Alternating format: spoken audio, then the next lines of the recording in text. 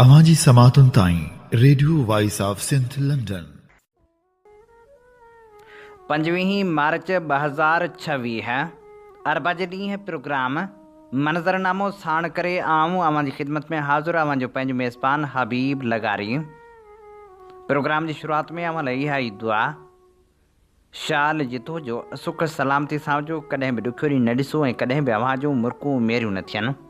दुनिया जी कुंड कुड़छ में जिते बि रहो सिंध लाइ, सिंध वासियुनि लाइ ऐं दुनिया जे मसरूफ़ माण्हुनि लाइ जा खोड़ींदा रहो। शाल अव्हां जा ख़्वाब तइबीरनि सां लाऊं लही सघनि। प्रोग्राम मंज़रनामे में अॼु ईरान जी सूरतहाल जा मुख़्तलिफ़ मंज़र पेश कंदासीं। उन सां गॾोगॾु सिंध जे हालतुनि ते नज़र बि हूंदी त वरी सिंधी ॿोली खे डिजिटल दुनिया में मुतारिफ़ कराईंदड़ अली हसन मलाह जी मोकिलाणी बाबति मुख़्तलिफ़ लिखणियूं भेटा तौरु पेश कंदासीं। ईरान जे हमलनि बावजूदि ख़लीजी मुल्क मज़ाहिमत छो नथा कनि, इन मामले खे बि ॾिसंदासीं त किथे जंग अमेरिका लाइ धुबण वांगुरु त नाहे। इन सूरतहाल जो जाइज़ो बि वठंदासीं। छा जंगी माफ़ियाऊं ख़ौफ़ खपाईंदियूं आहिनि? इन सूरतहाल ते लतीफ़ जमाल जे लेख मां चूंड वर्क पिणु अव्हां जे समातनि जी नज़र कबा। सिंध में अमन छो नथो थिए, बदअमनी जा ज़िम्मेवार केरु आहिनि? इन जो जाइज़ो बि वठंदासीं त सिंध जे कुदरती वसीलनि मां सिंध खे छा थो मिले, इन ते पिणु नज़र विझंदासीं। सभ खां पहिरियां ईरान सूरतहाल जो जाइज़ो वठूं था। आख़िर उहा कहिड़ी शइ आहे जेका ख़लीजी मुल्कनि खे ईरान ख़िलाफ़ जवाबी कार्रवाइनि खां रोके रही आहे? अमेरिका ऐं इसराइल जी ईरान ख़िलाफ़ जंग दौरान तहरान विचो भर में मिज़ाइल हमला जारी रखियो पियो अचे। गुज़िरियल हफ़्ते इसराइल पारां ईरान जे ॾखण पारस गैस फील्ड ते हमले खां पोइ तहरान क़तर जी रास लफ़ान एनर्जी काम्प्लेक्स खे निशानो बणायो। तंहिं हूंदे बि क़तर ऐं ॿियनि ख़लीजी रियासतनि बार बार निशानो बणिजण बावजूदि ईरान ख़िलाफ़ जवाबी कार्रवाई नाहे कई।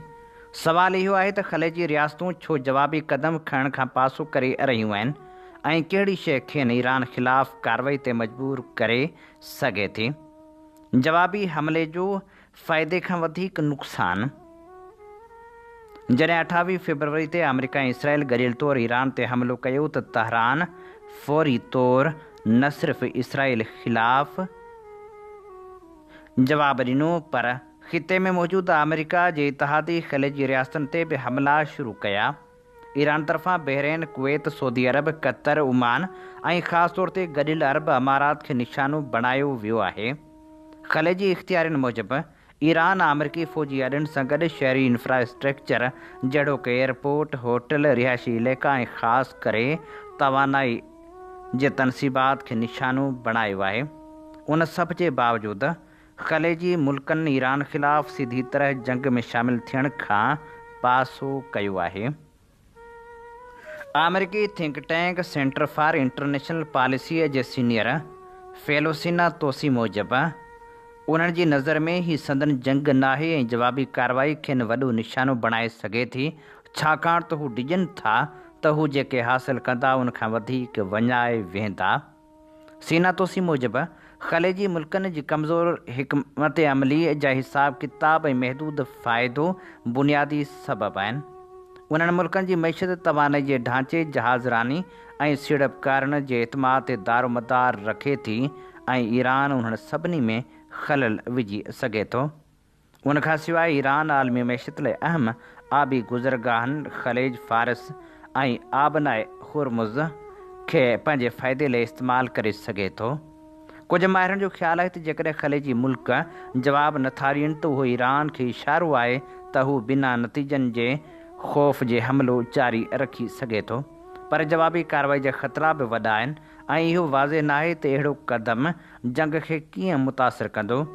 किंग्स कॉलेज लंडन जे माहिर रोबिन फोल्ड जो चवणु आहे त ख़लीजी रियासतनि में इसराइल सां खुले इतिहाद करण बाबति बि लचक मौजूदु आहे, छो त कुझु माण्हुनि जो ख़्यालु आहे त इसराइल अमेरिका खे हिन जंग में गहलियो आहे। हाणे सवाल इहो आहे त छा खेनि जवाबु ॾियण ते मजबूर करे सघिजे थो?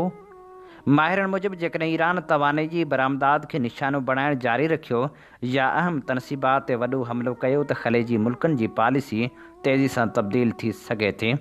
उनखां सवाइ जेकॾहिं ईरान जा इलाइक़ाई इतिहादी जहिड़ोकि हूसी जंगजू सीधी तरह ख़लेजी मुल्कनि ते हमिलो कनि त सूरतहाल बदिलजी सघे थी ऐं ख़लेजी मुल्क उनखे पंहिंजी बका जो मसइलो सम्झी जंग में शामिल थी सघनि था। माहिरनि जो चवणु आहे त ईरान जी मौजूदा हिकमत अमली ख़तरनाक आहे, छो त उहो ख़लेजी मुल्कनि सां पंहिंजा लाॻापा ख़राब करे रहियो आहे। जेकॾहिं शहरी हदफ़नि ते हमला जारी रहिया त ख़लेजी मुल्क आख़िरकार जवाबु ॾियण ते मजबूर थी सघनि था ऐं मुमकिन आहे त पोइ हू जंग ख़तमु करण लाइ अमेरिका जो साथ ॾियनि। ईरान मुख़ालिफ़ जंग में आलमी धुरियूं विच में छो नथियूं पवनि? छा अमन क़ाइमु नथो थी सघे? मौजूदा आलमी निज़ाम में जंग ऐं अमन जो सवाल रुगो नज़रियाती बहस न रहियो आहे, पर हिकु अमली ऐं सियासी हक़ीक़त बणिजी चुको आहे। ख़ासि तौर ते जॾहिं ॻाल्हि अमेरिका जहिड़े सुपर पावर जी थिए थी, तॾहिं इहो सवाल वधीक अहमियत इख़्तियार करे वञे थो त छा का आलमी ताक़त क़ानून या इदारो अमेरिका खे जंग करण खां रोके सघे थो या न? हिन सवाल जो जवाबु सादो न आहे, छो त उन जे पोयां आलमी सियासत, ताक़त जो तवाज़ुन, क़ानूनी ढांचे ऐं मुआशी मुफ़ादनि जा घण रुखा अंसर शामिल आहिनि। ॿी आलमी जंग खां पोइ जॾहिं आलमी बिरादरी गॾु थी आलमी अमन क़ाइमु करण लाइ हिकु इदारो क़ाइमु कयो जंहिंखे गॾियल क़ौमूं चयो वञे थो, तॾहिं उमेदु हुई त हाणे दुनिया में जंगनि खे रोकण लाइ हिकु मुअसर निज़ाम मौजूदु हूंदो। गॾियल क़ौमनि जो बुनियादी मक़सदु इहो हो त आलमी तकरारनि खे ॻाल्हियुनि ज़रिए हल कयो वञे ऐं कंहिं बि मुल्क खे अकेले सिर्फ़ फ़ौजी कार्रवाई करण जी इजाज़त न हुजे। गॾियल क़ौमनि जी सलामती कौंसिल जेका आलमी अमन जी ज़िम्मेवार आहे, उन में 5 मुस्तक़िल मेंबर आहिनि। अमेरिका, रूस, चीन, बरतानिया ऐं फ्रांस। उन्हनि मुल्कनि वटि वीटो पावर आहे, जंहिंजो मतिलबु आहे त हू कंहिं बि फ़ैसिले खे अकेलो ई रोके सघनि था। इहो ई सबबु आहे जो जॾहिं बि अमेरिका को जंगी क़दम करणु चाहे थो त उहो सलामती काउंसिल जे कंहिं बि मुमकिन मुखालफ़त खे पंहिंजे वीटो ज़रिए बेअसर बणाए सघे थो। अहिड़ी सूरतहाल में गॾियल क़ौमनि जो किरदारु घणो करे अलामती रहिजी वञे थो। उन जी वाज़िह मिसाल 2003 में इराक़ ते अमरीकी हमले जी सूरत में मिले थो। जॾहिं अमरीका ऐं उन जा इतिहादी मुल्क इराक़ ते हमले लाइ अॻिते वधिया तॾहिं गॾियल क़ौमनि जी मुकमल मंज़ूरी मौजूदु न हुई। केतिरनि मुल्कनि हिन क़दम जी मुखालफ़त कई, पर उन जे बावजूदि जंग शुरू थी ऐं आलमी क़ानून जे असराइते हुजण ते वॾो सवाल उथिरियो। उन वाक़े साबित कयो त जेकॾहिं को ताक़तवर मुल्क पंहिंजे मुफ़ादनि लाइ जंग करण जो फ़ैसिलो करे त आलमी इदारा उनखे रोकण में नाकाम वञनि था। हिते सवाल पैदा थिए थो त छा आलमी क़ानून वाक़ई कमज़ोर आहे या मसइलो उन जे अमल दरामद में आहे? नज़रियाती तौर ते बैनुल अक़वामी क़ानून, ख़ासि तौर ते UN चार्टर, कंहिं बि मुल्क खे बिना जवाज़ जंग करण खां रोके थो। रुगो 2 हालतूं अहिड़ियूं आहिनि जिन में जंग खे जाइज़ करार ॾिनो वञे थो, हिकु पंहिंजे दिफ़ा में ऐं ॿियो गॾियल क़ौमनि जी मंज़ूरी सां। पर अमली तौर ते ताक़तवर मुल्क अक्सर पंहिंजे कार्रवाइनि खे ख़ुदि दिफ़ा या दहशतगर्दी ख़िलाफ़ जंग जे नाले सां जाइज़ करार ॾेई छॾनि था। अवांजी समातुनि ताईं radio voice of Sindh London. हीअं ॿुधी रहिया आहियो radio voice of Sindh London. अवांजी ख़िदमत में प्रोग्राम पेश कयो पियो वञे मंज़रनामो। मंज़रनामे साण आऊं अवांजी ख़िदमत में हाज़ुर अवांजो पंहिंजो मेज़बान हबीब लगारी। सिंध जो क़ौमी आवाज़ voice of Sindh London web radio ऐं TV चैनल जेको गुज़िरियल 13 सालनि खां सिंध सां थींदड़ ज़्यादतियुनि नाइंसाफ़ियुनि ख़िलाफ़ सघारो आवाज़ बणिजी दुनिया जी कुंड कुड़िछ में पहुचे थो। सिंध तोड़े दुनिया जे मुल्कनि में सिंधियुनि सां थींदड़ ज़ुल्म ऐं जबर ख़िलाफ़ उथंदड़ आवाज़ खे बेबाकी सां नशर करे थो। वॉइस ऑफ सिंध लंडन कारोबारी न पर क़ौमी जदोजहद जो अहम मोर्चो आहे, जंहिंखे अव्हां जे माली सहकार जी सख़्तु ज़रूरत आहे। उन आवाज़ खे घर घर ऐं शहर शहर पहुचाइण लाइ पंहिंजो क़ौमी फ़र्ज़ु अदा कयो। चैनल जे लिंक खे लाइक ऐं सब्सक्राइब ज़रूरु कयो। बैनर ते ॾिनल फ़ोन या ईमेल ते राब्तो करे सघो था। हाणे जॾहिं जंग वारी सूरतहाल हले पई तॾहिं केॾो न अजब जहिड़ो इम्तिहान आहे ऐं केॾी न अजब जहिड़ी ॻाल्हि आहे त जंगी माफ़ियाऊं हथियार ई न पर ख़ौफ़ बि खपाईंदियूं आहिनि। इन सूरतहाल ते लतीफ़ जमाल जे लेख मां चूंड वर्क अव्हां जी ख़िदमत में पेश करियूं था। इहा केॾी न बेरहम हक़ीक़त आहे त उहे ॿारड़ा जेके वॾनि इंसानी बुहराननि ऐं अलमियुनि खां बेख़बर हूंदा आहिनि, जेके माइन क्राफ्ट जा मजाज़ी घर ठाहिण में मगन हूंदा आहिनि, जिन लाइ रोबलॉक्स जी रंगीन घटियुनि में घुमण ई कुल काइनात हूंदी आहे, या जेके फोर्टनाइट जी स्क्रीन ते हलंदड़ फ़र्ज़ी जंगियुनि खे रांदि सम्झंदा आहिनि, जिन लाइ कोको मेलन ऐं पीपा पिग जूं शरारतूं बलोई जी मासूमियत ताईं बलपे जे तजसस वारी दुनिया ई सभु कुझु हूंदी आहे। पर वहशतन जी वेढ़ांद में जॾहिं बारूद सां भरियल बम गजंदा आहिनि, तॾहिं उहे सभु आवाज़ सुम्हारिया वेंदा आहिनि। उहे टहक ऐं बहकंदड़ ॿोल जॾहिं बारूद जी बू ऐं सड़ियल गोश्त जी धप ऐं दूंह में अबदी निंड सुम्हारिया वेंदा आहिनि, तॾहिं इंसान जो कंधु शर्म खां झुकी वेंदो आहे। निंढड़ा फ़रिश्ता उन्हनि जंगियुनि जो खाज बणिजी वेंदा आहिनि जिन जंगियुनि जे तबाह जी खेनि ख़बर ई नाहे हूंदी, पर ओचितो फ़िज़ाउनि मां ॿोड़ो कंदड़ आवाज़ गूंजंदो आहे ऐं को बम या गोली कंहिं बि वक़्तु अची उन्हनि जे जिस्मनि खे चीरे फाड़े छॾींदी आहे। उहे एतिरा त बेख़बर हूंदा आहिनि जो खेनि अनाउनि ऐं ज़िदियतनि जे सुर्ख़ अखियुनि ऐं हठीलियुनि हिकमत अमलियुनि जी बि ख़बर नाहे हूंदी। दुनिया जा उहे गोंच जेके पनखड़ियुनि मां गुल बणिजी नाहिनि सघंदा से चिभाड़िजी वेंदा आहिनि ऐं उन्हनि जंगियुनि जो खाज बणिजी वेंदा आहिनि जिन जो मक़सदु बि खेनि मालूम नाहे हूंदो, जिन जा घर हिक ई झटके सां बारूद जे दूंह में बदिलजी वेंदा आहिनि। पहिरीं ऐं ॿी आलमी जंग जा अलमिया अखियुनि अॻियां आहिनि, जिते लखे मासूम ॿारड़ा बग़ैर कंहिं ॾोह जे मौत जे वर चढ़ी विया। हिरोशिमा ऐं नागासाकी जो ई तस्वर करियो, जिते ॿारनि सां गॾु उनजा रांदीका बि रख जो ढेर बणिजी विया हुआ, या होलोकास्ट जा उहे वहशी चैम्बर जिते मासूम इंसाननि खे साह खणण जी बि मोहलत मिली न सघी हुई। तारीख़ हमेशह ॿारनि जे रत सां लिखियलु आहे। अॼु बि फ़लस्तीन जे घटियुनि खां वठी शाम जे खंडरनि ताईं जिते बि सियासत जा वासींग ऐं सीड़पकारियुनि जा सौदागर वेठल आहिनि, जिन वटि पंहिंजे कारोबारी मुफ़ादनि खां मथे ॻोढ़नि जी का बि अहमियत न आहे, उते हमेशह सभ खां पहिरियां ॿारड़नि जा टहकी खसिया विया आहिनि। उहे ॿारड़ा हिन दुनिया जे ताक़तवर धुरियुनि जी बेहसी जो सभ खां वॾो सबूत आहिनि। हक़ीक़त इहा आहे त जेसिताईं हीअ दुनिया हथियारनि जे गोड़ खे ॿार जे पींघे जे लोॾे खां मथां सम्झंदी, तेसिताईं इंसानी जो मुस्तक़बिल रत ऐं बारूद में ॿुॾल रहंदो। छाकाणि त जंगी सनतनि जे वापारियुनि लाइ ॿारनि जा टहक ऐं माइरनि जा ॻोढ़ा का अहमियत न आहिनि रखंदा, उन लाइ जंगियूं ऐं तबाहियूं अहमियत रखंदियूं आहिनि। उहे पंहिंजे मुनाफ़े खे वधाइण लाइ वधीक तबाहियुनि वारा हथियार विकिरो कंदा आहिनि। वियतनाम खां वठी अफ़गानिस्तान ताईं जंगी तारीख़ में हमेशह इहा ॻाल्हि साबित थी आहे त जेके हथियार तयारु कया वेंदा आहिनि, उन्हनि खे परखण लाइ मासूम जिस्मनि खां वधीक ॿी का सस्ती लेबॉरेटरी हूंदी ई न आहे। जंग हिकु अहिड़ी उञारी मुसीबत आहे जेका रुॻो मासूमनि जे रत सां पंहिंजी उञ उछाए थी। असीं हिकु अहिड़े दौर में साह खणी रहिया आहियूं जिते हथियारनि जो वापारु ॿारनि जे टैग खां वधीक क़ीमती सम्झो वञे थो। जंहिं समाज में बम जी क़ीमत ॿार जी तालीम खां वधीक हुजे, उते सुॾकनि जी का बि हैसियत नाहे हूंदी। हर दौर में ॿारनि जे लाशनि ते लंघी वञण वारा फ़ातिह कॾहिं बि इहो न आहिनि सोचींदा त उहे ॿार जेके मिटी जे घरनि में बि अमन जा गीत ॻाईंदा आहिनि, उनजी ख़ामोशी सॼी दुनिया जी बददुआ बणिजी सघे थी।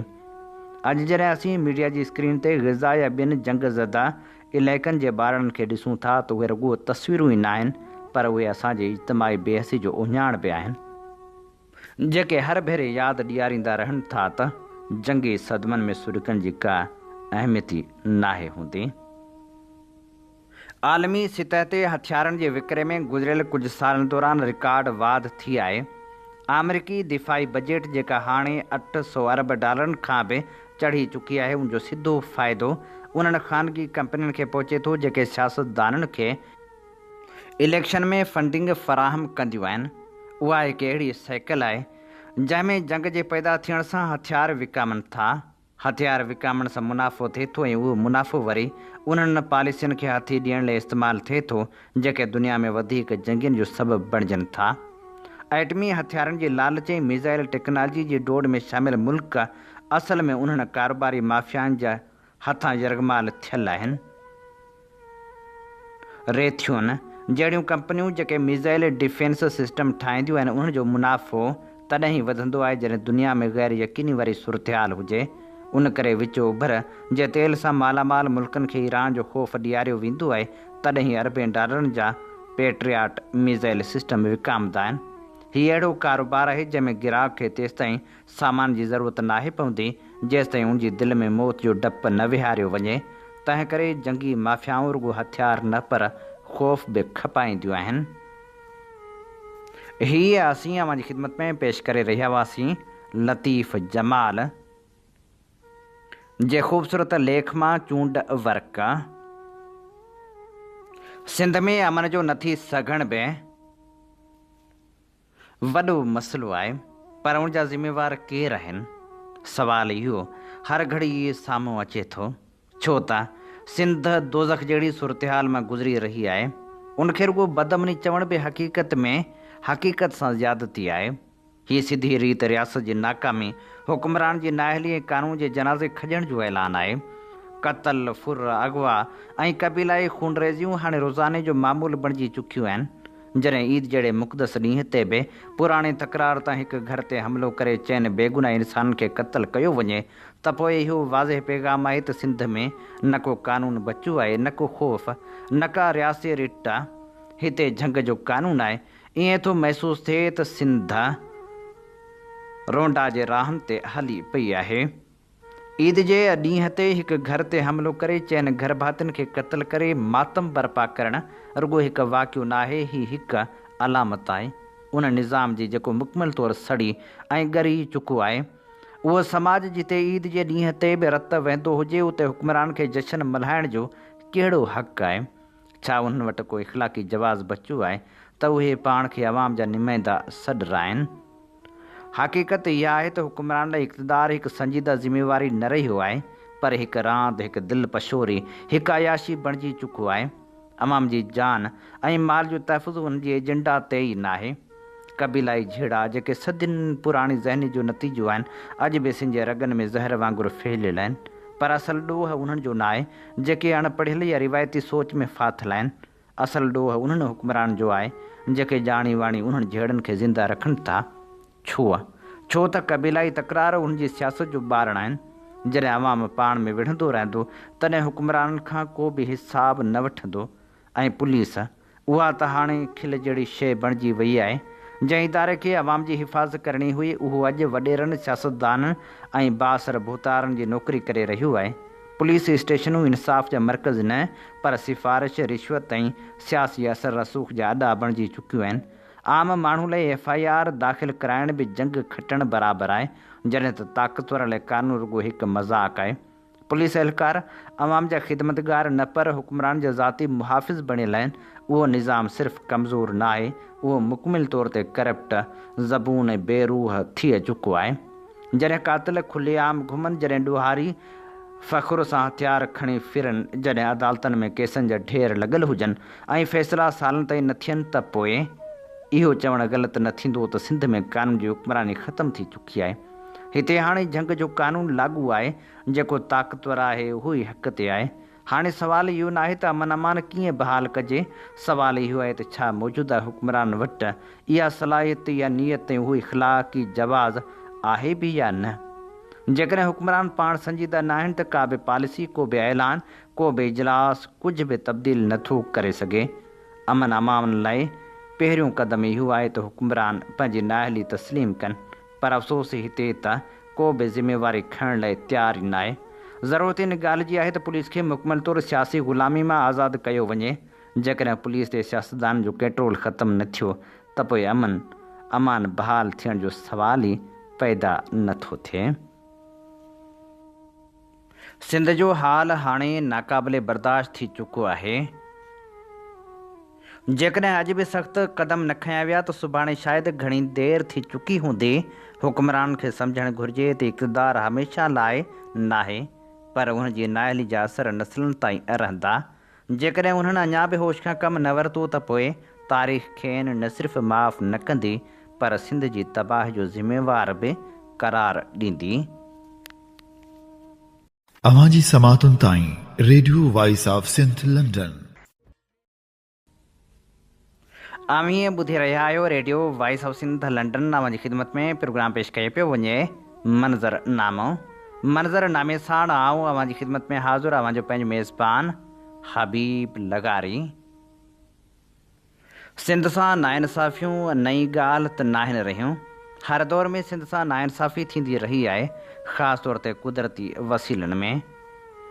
इहा अलॻि ॻाल्हि आहे जो सिंध कुदरती वसीलनि सां मालामाल रही आहे, पर उन बावजूदि उन्हनि कुदरती वसीलनि मां सिंध खे छा थो मिले, इन हवाले सां अॻूणे वफ़ाक़ी सेक्रेटरी फज़ुल्लाह कुरैशी जा जारी कयल अंग अखर अवां जी ख़िदमत में पेश करियूं था। पाकिस्तान में 73% गैस ऐं 81% पेट्रोल सिंध सूबे मां निकिरे थो। सिंध खां पोइ हिन वक़्तु बलूचिस्तान में गैस ऐं पेट्रोल वधीक निकिरे थो। बाक़ी ॿिनि सूबनि जे मुख़्तलिफ़ इलाइक़नि मां पाकिस्तान जी गैस 6.2% ऐं पेट्रोल 5.4% निकिरे थो। सिंध मां सालियानो $अरबें जो पेट्रोल ऐं गैस निकिरे थो। सभु ख़र्च लाहिण खां पोइ कंपनियुनि ऐं वफ़ाक़ी हुकूमत खे मिलंदड़ मुनाफ़े वारनि पैसनि मां 2014 जी रिपोर्ट मूजिबि सिंध जे गैस ऐं पेट्रोल जे हिकु साल जी कमाई बचत सिर्फ़ 2,350 अरब रुपया हुई। मुलाज़िमनि जो तइदादु पाकिस्तान में तेल गैस ॻोल्हींदड़ ॿिनि वॾियुनि कंपनियुनि OGDCL ऐं PPL जे 19,000 पकनि मुलाज़िमनि मां सिंधी ॻाल्हाईंदड़नि जो तइदादु 1300 बि पूरो नाहे। ॿिन्ही कंपनियुनि जे बोर्ड ऑफ डायरेक्टर मैनेजमेंट में 29 ॼणा शामिल आहिनि, जिन में सिंधी ॻाल्हाईंदड़ सिर्फ़ु 2 आहिनि। कंपनियुनि में ऑफिसर केडर जा 4,300 जे लॻभॻि मुलाज़िम आहिनि, जंहिंमें सिंधी ॻाल्हाईंदड़ ऑफिसरनि जो तइदादु 264 आहे। कंपनियुनि में 78 मौलवी मुख़्तलिफ़ फील्डनि ऐं कानूननि में निमाज़ पढ़ाइण लाइ भर्ती कयल आहिनि, जिन मां सिंधी ॻाल्हाईंदड़ मौलवी सिर्फ़ु 6 आहिनि। तेल गैस जे उन्हनि कंपनियुनि में पकनि मुलाज़िमनि में सिंधी ॻाल्हाईंदड़नि जो तइदादु 6 खां 8% मस आहे। सिर्फ़ु पंजाब सूबे सां तालुक़ रखंदड़ मुलाज़िमनि जो तइदादु 78% थिए थो। बाक़ी 15% मुलाज़िम KPK कश्मीर गिलगित सां तालुक़ रखनि था ऐं कुझु माण्हुनि जो तालुक़ बलूचिस्तान सां पिणु आहे, जंहिंमें बि अक्सरियत पठाणनि जी आहे।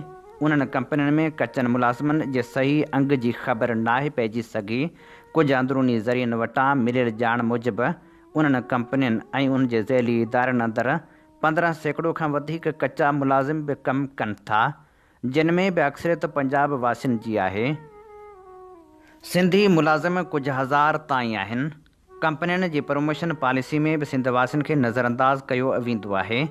कंपनियुनि अंदरि कचनि मुलाज़िमनि जी पघार में बि फ़र्क़ु आहे। पंजाब सां तालुक़ु रखंदड़नि खे वधीक पघार ऐं मरायतूं ॾिनियूं वेंदियूं आहिनि। ॿियनि सूबनि जे मुलाज़िमनि खे रिहाइश समेत मेडिकल ॾिनी पई वञे। सिंधी मुलाज़िमनि जी अक्सरियत रिहाइश ऐं मेडिकल खां बि महरूम नज़र अचे पई। स्कॉलरशिप, टेक्निकल कॉलेज ऐं इंटर्नशिप, तेल ऐं गैस ॻोल्हींदड़ कंपनियूं स्कॉलरशिप ऐं इंटर्नशिप सालियाना सवें शागिर्दनि खे ॾियनि थियूं ऐं पंहिंजे कंपनियुनि जे टेक्निकल कॉलेज या इदारनि अंदरि बि पंजाब सूबे खे वधीक नवाज़ियो पियो वञे, जंहिंमें बि सिंधी ॻाल्हाईंदड़नि जो तइदादु 5 खां 7% खां मथे नाहे हूंदो। तरक़ियाती कमु जीअं त आलमी ऐं मुल्की कानून मूजिबि तेल गैस ॻोल्हींदड़ कंपनियुनि खे 5 किलोमीटरनि जे चोतरफ़ जेके बि ॻोठ या शहर हूंदा, उन्हनि इलाइक़नि में स्कूल, कॉलेज, अस्पतालूं, रोडनि रस्तनि समेत ॿिया तरक़ियाती कमु कराइण जी ज़िमेवारी उन्हनि जी हूंदी आहे। जंहिं ज़िले मां गैस या तेल निकिरंदो आहे, उन्हीअ ज़िले जा समूरा मेन रोड रस्ता ठाहिण उन्हनि कंपनियुनि जी ज़िमेवारी आहे। पर सिंध में कमु कंदड़ कंपनियूं तरक़ियाती कमु नथियूं कराइनि। आलमी ऐं मुल्की कानून मूजिबि कुदरती वसीला सूबनि जी मिल्कियत करार ॾिनल हूंदा आहिनि। उनजो इंतज़ाम कंट्रोल सूबनि हवाले हूंदो आहे। पर असांजे हिते वफ़ाक़ ऐं उन जा इदारा तेल गैस समेत ॿिया कुदरती वसीला सिंध खे ॾियण लाइ राज़ी न आहिनि। न वरी उन्हनि इदारनि में सिर्फ़ु सिंध सूबे मां भर्ती कनि था। अरिड़हीं तरमीम तहत सिंध ऐं बलूचिस्तान जे मेंबरनि 2010 में उहे इदारा सूबनि हवाले करण लाइ असेंबली में कानून आंदो, जंहिंखे पंजाब ऐं KPK जे मुखालफ़त सबबि रद्द कयो वियो। पंजाब ऐं KPK कुदरती वसीला सूबनि हवाले करण जा मुखालिफ़ आहिनि, छो जो कुदरती वसीला वधीक सिंध बलूचिस्तान में आहिनि ऐं वफ़ाक़ वटि हुजण करे खेनि तमामु घणो फ़ाइदो आहे। पाकिस्तान में क़ाइमु कोटा सिस्टम तहत बि सिंध सूबे अंदरि वफ़ाक़ जे समूरनि खातनि में आबादी मूजिबि नौकरियूं ॾियणियूं आहिनि। वफ़ाक़ पंहिंजी ठाहियल कोटा सिस्टम खां अध खां बि घटि भर्ती सिंध खां करे थो। सिंध जी कोटा ते अमल कंदे बि गैस आयल फील्डनि में सिंध या सिंधी माण्हू भर्ती नथा कया वञनि। कंपनियुनि ख़िलाफ़ थींदड़ एहतजाज। सिंध जे जिन जिन इलाइक़नि में आयल ऐं गैस फील्ड क़ाइमु आहिनि, उन्हनि इलाइक़े वासियुनि पारां वक़्तनि ब वक़्तनि कंपनियुनि ख़िलाफ़ एहतजाजी तहरीकूं जदोजहदूं पिणु कयूं वियूं आहिनि। कंपनियुनि अॻियां धरणा बि लॻाया विया आहिनि त कंपनियुनि में मक़ामी माण्हुनि खे रोज़गार ॾियो ऐं इलाइक़े में तरक़ियाती कमु करायो। कंपनी इंतिज़ामिया अहिड़नि एहतजाजनि खे सख़्ती सां रोकींदी रही आहे। एहतजाज कंदड़नि ते कंपनियुनि जी फ़ोर्स तशदुद करे कूड़नि केसनि में गिरफ़्तार कराए जेल मोकिले छॾींदी आहे। वधीक एहतजाज कंदड़नि खे गुम कयो वेंदो आहे। रॉयल्टी ऐं टैक्स। वफ़ाक़ी कंपनियूं हज़ारें अरब रुपया उन्हनि मां कमाइनि थियूं, पर रॉयल्टी जी मद में 5 सालनि खां पोइ कमाई जो 1% हिसो ॾियण लाइ बि तयारु न आहिनि। बसि कुझु अरब रुपया मंज़ूरु करण बाद वरी उन्हनि पैसनि खे बि किस्तनि जी सूरत में सिंध सूबे खे ॾियनि था। पोइ PPG वफ़ाक़ी हुकूमत अरिड़हीं तरमीम तहत सिंध अंदरि उन्हनि कंपनियुनि ते टैक्स लॻाइण जो क़ानून मंज़ूरु करण जी कोशिशि कई, जीअं टैक्स जी मद में सिंध खे सालियानो 100 अरब रुपया फ़ाइदो थिए। जंहिं क़ानून जी बि पंजाब ऐं वफ़ाक़ी ब्यूरोक्रेसी समेत उन्हनि इदारनि मुखालफ़त कई त टैक्स सिंध खे वसूल करण जो इख़्तियार न ॾींदासीं, न को ख़ासि टैक्स लॻाइण जी इजाज़त ॾिनी वेंदी। सिंध जी अहिड़ी रिथ ते ICI समेत ॿियनि इदारनि मंज़ूरी न ॾिनी, न वरी असेंबली मां अहिड़ो क़ानून मंज़ूरु थी सघियो। दुनिया में केतिरा ई मुल्क ऐं सूबा तेल ऐं गैस ज़रिए हलनि था ऐं संदन मईशत जो दारोमदार कुदरती गैस ऐं तेल ते आहे। असांजे मुल्क में अंधेर नगरी जे करे कुदरती वसीला वफ़ाक़ जे नाले वॾे भाउ पंजाब जे हवाले आहिनि।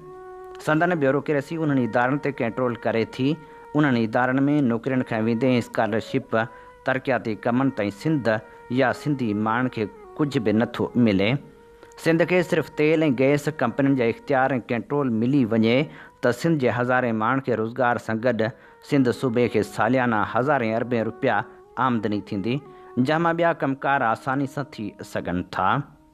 हीअ असीं अवां जी ख़िदमत में पेश करे रहिया हुआसीं अहम रिपोर्ट। अवां जी समातुनि ताईं radio voice of Sindh London. Sindhi ॿोली खे डिजिटल दुनिया में मुतारिफ़ कराईंदड़ अली हसन मलाह जी मोकिलाणी ते सॼी सिंध सोगवार आहे। Radio voice of Sindh London जे सरवाण ऐं जदीद सिंधी साफ़ जे बानी साईं इमदाद ओढो ऐं समूरे सथ पारां असीं अली हसन मलाह जे विछोड़े ते संदसि शागिर्दनि परिस्तारनि ऐं घर भातियुनि सां ॾुख जो इज़हार करियूं था। असीं सम्झूं था त साईं अली हसन मलाह जो विछोड़ो इंतिहाई ॾुखोईंदड़ ऐं सिंध लाइ वॾो नुक़सानु आहे। साईं अली हसन मलाह जहिड़ा माण्हू ख़ामोशी सां पंहिंजो कमु कंदा आहिनि, जेके कंहिं बि दाद जा मुहताज न आहिनि हूंदा। तोड़े जो अहिड़नि किरदारनि खे ज़िंदगी में का घणी मञता मिली न आहे सघंदी, पर संदन कमु यादगार हूंदो आहे, जेको हमेशह यादि रखियो वेंदो। परॾेह में रही सिंध लाइ जाखोड़ींदड़ साईं हाजन कल्होड़ो लिखे थो त प्यारे अली हसन जे लाॾाणे जो ॿुधी ॾाढो ॾुख रसियो, यकीन ई नथो अचे। कुझु ॾींहं अॻु फ़ोन कई हुआईं, डिघी कचहरी कईसीं। हिन सदमे वारी घड़ी में असां संस पोयरनि सां ताज़ियत करियूं था। हुसैन बख़्श सारंग लिखे थो त जदीद सिंध जो हिकु माहिर अॾणहार मानायतो अली हसन मलाह बि मोकिलाए वियो। संदसि विछोड़े सिंध इल्मी अदबी दुनिया खे सोगवार कयो आहे। हू सिंधी ॿोली जी ॿेड़ी जो नामियारो नाखियो हो।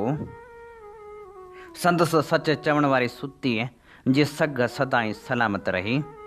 हूअ विहारो साल सिंधी अदबी संघ जो सरगरम कारकुन ऐं जामशोरे शाख जो सेक्रेटरी पिणु रहियो। सिंधी अदबी संघ त सिंध जी वेब साइट जी तयारी में हुन बुनियादी किरदारु अदा कयो। सिंधी नौजवाननि खे कंप्यूटर जी तालीम ॾियण वारो संदसि किरदारु पिणु सदाईं यादि रखियो वेंदो। बेरोज़गार नौजवाननि खे कंप्यूटर वसीले रोज़गार करण जो महारतूं सेखारे खेनि रोज़गार जा मौक़ा हासिल करण जा ॾस ॾींदो हो। भेटाऊं जा गुलाब आछींदे मुश्ताक टांवरी लिखियो। जामशोरे मां अली हसन मलाह जे विछोड़े जी ख़बर पहुती। तमामु घणो ॾुख थियो।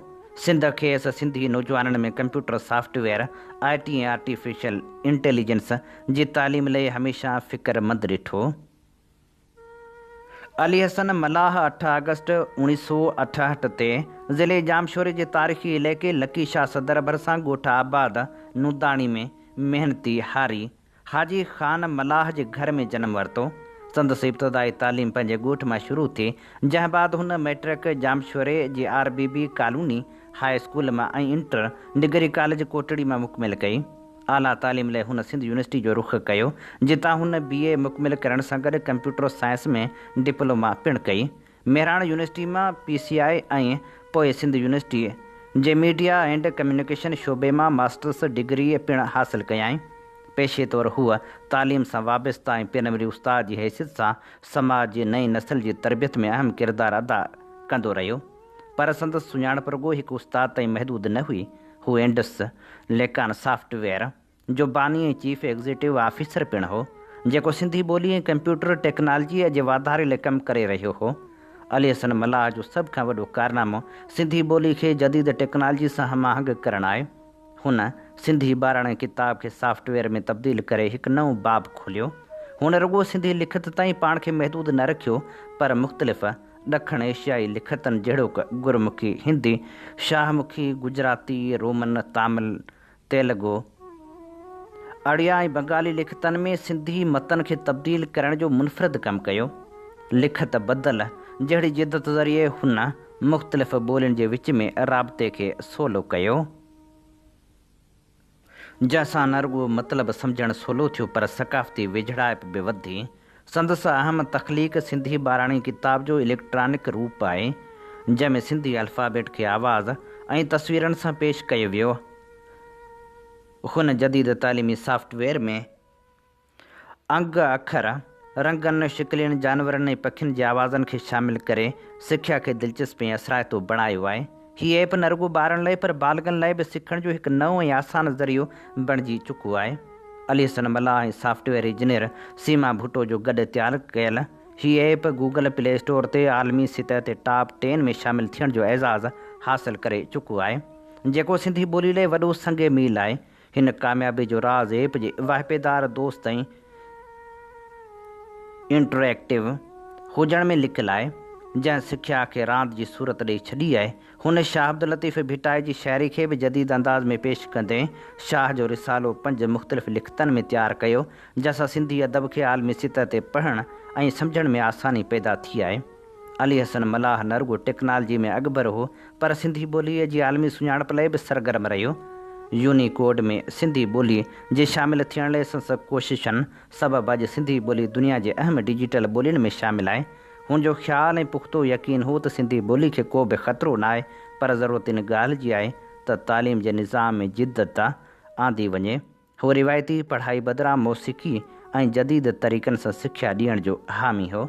अदब जी दुनिया में बि संदसि सुञाणप मज़बूत आहे। संदसि शाइरी केतिरनि ई अख़बारनि ऐं रिसालनि में शाया थी चुकी आहे ऐं मशहूरु फ़नकारनि उनखे ॻाए बि पेश कयो आहे। हुन पंहिंजे तइलीमी दौर में साफ़ सां बि वाबस्तगी रखी ऐं अख़बारनि में सब एडिटर तौरु ख़िदमतूं सरअंजाम ॾिनियूं। अली हसन मलाह मार्च महीने जे विचें हफ़्ते में जेरे जी तकलीफ़ सबबि हैदराबाद जी सिविल अस्पताल में दाख़िल थियो, जिते 23 मार्च 2026 ते 57 वरहनि जी जमार में लाॾाणो करे वियो। अली हसन मलाह घणरुखी शख़्सियत हो, जंहिं इल्म, अदब, टेक्नोलॉजी ऐं तालीम जे मैदाननि में पंहिंजी महिनत सां नवां मिसाल क़ाइमु कया।